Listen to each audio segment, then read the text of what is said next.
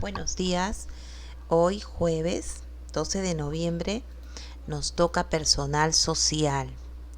Hoy, ¿qué nos toca hacer, chicos? Continuamos con lo de la semana pasada. Hoy nos toca entre democracia y dictadura.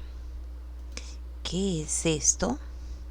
Bueno, niños, la democracia quiere decir donde todas las personas conviven, donde se respeta sus derechos. Y la dictadura no se respeta los derechos de las personas. ¿Ya? Acá dice entre democracia y dictadura. ¿Qué pasó? Entre 1945 y 1962 hubo gobiernos democráticos y también hubo gobiernos dictatoriales aquí en nuestro país. Simultáneamente ocurrían cambios sociales como la migración del campo a la ciudad. Bien, vamos a ver. El experimento democrático de Bustamante, José Luis Bustamante y Rivero. Este hombre llegó a ser presidente del Perú cuando en 1945 triunfó, apoyado por el Frente Democrático Nacional, que agrupaba la mayor parte de los movimientos democráticos. ¿Qué hizo Bustamante? Autorizó el regreso del APRA a la vida política. En lo social, implementó medidas como el salario dominical, el aumento de sueldos, la gratuidad de la educación secundaria. Y en 1947 aplicó dos medidas importantes. La primera, la promulgación de la ley del llanaconaje, que prohibió el trabajo gratuito de los campesinos en las haciendas. Y el segundo fue el establecimiento de la soberanía del Estado peruano sobre el mar territorial hasta las 200 millas. Fue una medida pionera que fue implementada posteriormente por otros estados. Muy bien, niños. El fin de la Segunda Guerra Mundial para el Perú fue una caída de sus exportaciones y nos trajo una profunda crisis económica. Y esta situación empeoró más porque el APRA buscaba imponer sus ideas en el gobierno, desde el Congreso. Entonces, durante este gobierno se volvió a declarar ilegal al APRA y se declaró el estado de emergencia. Esta sensación de su gobierno de Bustamante de que era incapaz de mantener el orden motivó una sublevación militar dirigida por el general Manuel Odría. La migración del campo a la ciudad se estaba dando de esta manera. Miren cuántos habían en Lima, miren cómo fue aumentando y luego cómo se llenó la población. ¿Han visto? La gente que llegó a vivir acá dejaron sus campos, sus tierras de cultivo y se vinieron aquí a Lima, a la capital. A mediados del siglo XX empezó este importante proceso social. La migración se originó debido a la escasez de tierras de cultivo, malas cosechas, falta de apoyo estatal en salud y en educación.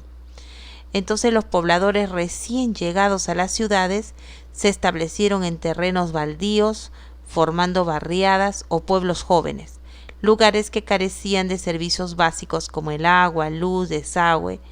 Para sobrevivir, la mayoría de migrantes se dedicaron al comercio ambulatorio y a trabajos informales. Por eso, niños, todos los cerros, han visto ustedes que los cerros de acá de Lima están llenos de casas. Bueno, las personas que viven ahí son las personas que han migrado del campo a la ciudad. Manuel Odría. Su gobierno se conoce como el Ochenio de Odría. ¿Por qué? Porque este régimen militar se dividió en dos fases. La Junta Militar de Gobierno de 1948 a 1950 y el Gobierno Constitucional de Manuel Odría del 50 al 56. En total son 8 años. El general Manuel Odría gobernó al mando de una junta militar y en 1950 convocó y ganó las elecciones en las que fue candidato único, pues su contendor Ernesto Montagne fue excluido de la contienda porque se le acusó de recibir el apoyo del APRA.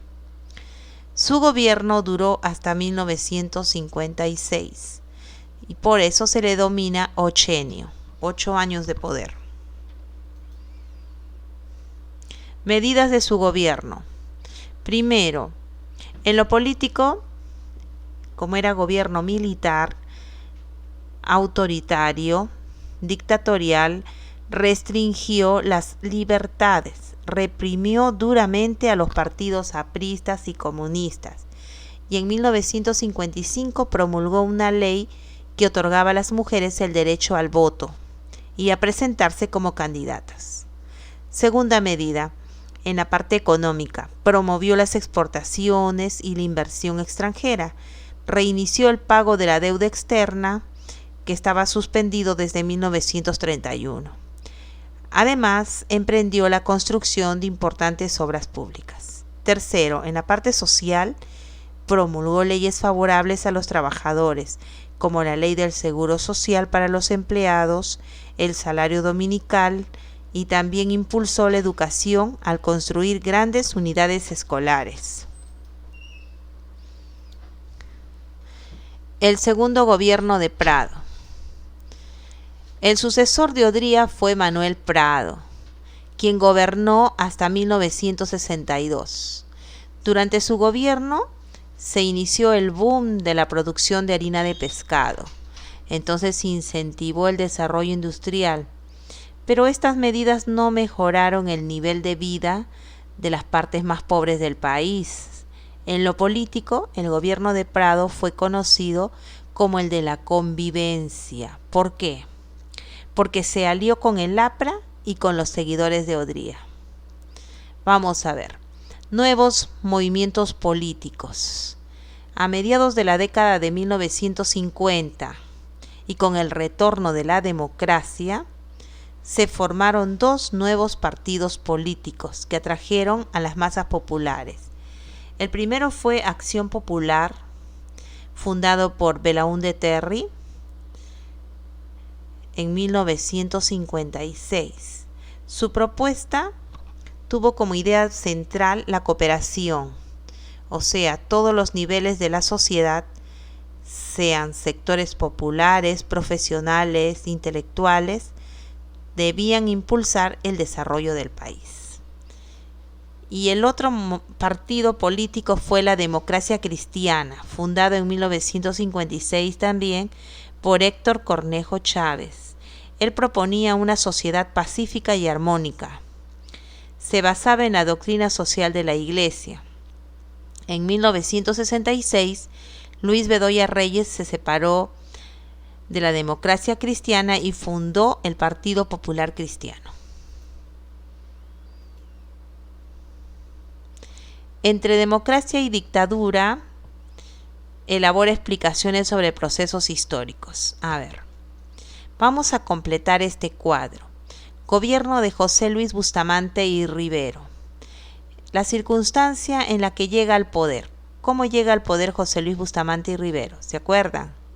Claro. Sí, él ganó las elecciones de 1945 con el apoyo del Frente Democrático Nacional. Sus principales medidas que adoptó, ¿qué hizo?